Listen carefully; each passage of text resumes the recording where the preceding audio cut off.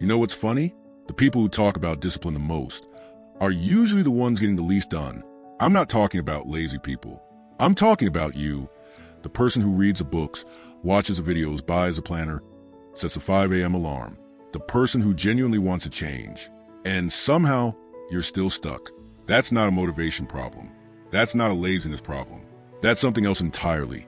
And nobody's really talking about it. Here's what the cycle looks like.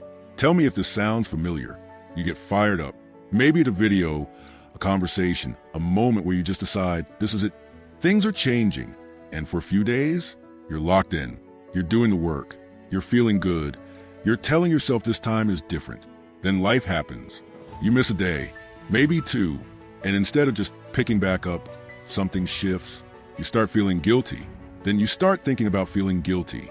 Then you're watching videos about discipline to get motivated again, so you can feel ready enough to start again, and the cycle repeats. That right there, that cycle is the discipline trap. And the crazy part is, the trap is built out of the exact things you thought would save you. Here's the problem nobody tells you.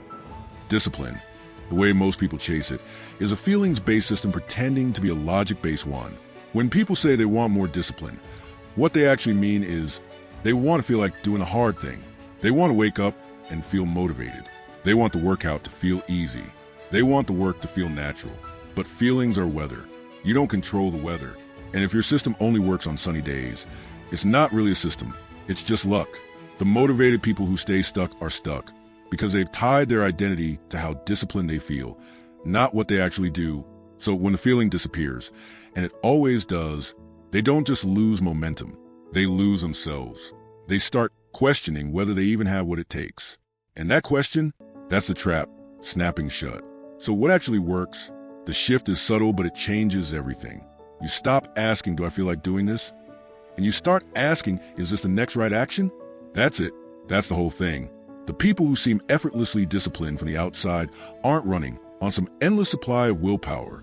They've just quietly removed the decision. The run isn't something they decide to do each morning. It's just what happens at 6 a.m. The work isn't something they negotiate with themselves about. It's just what the afternoon is for. They've made the behavior boring, routine, almost automatic. And here's the thing about boring.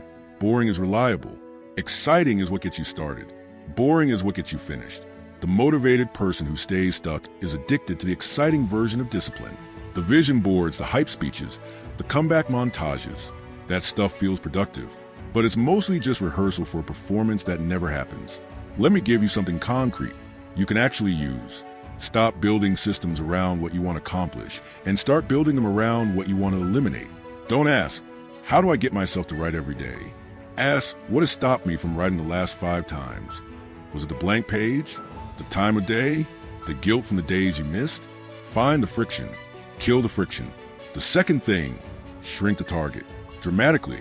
Not because you lack ambition, but because your brain doesn't distinguish between I'll work out for an hour and I'll put on my shoes. Both feel like the same commitment until you actually have to do it at 6 p.m. when you're exhausted and dinner isn't made yet. Make the thing so small, it's almost insulting. 1 paragraph, 10 minutes, 5 reps. You're not lowering your standards. You're removing the debate. Because once you start, you usually keep going. And even when you don't, you still did it. That matters more than you think.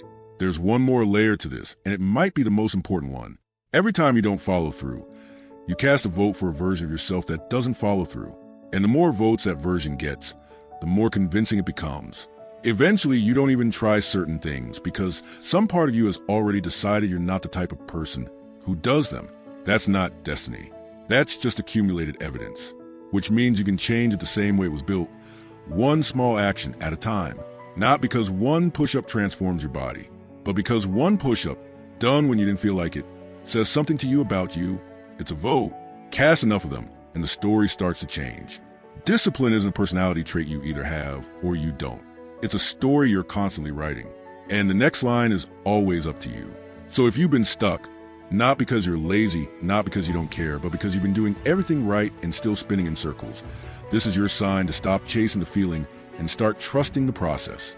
The trap is real, but so is the way out. If this hit different for you, subscribe. More of this is coming and you don't want to miss it. Drop a comment below and tell me, what's your discipline trap? I read all of them. Let's get to work.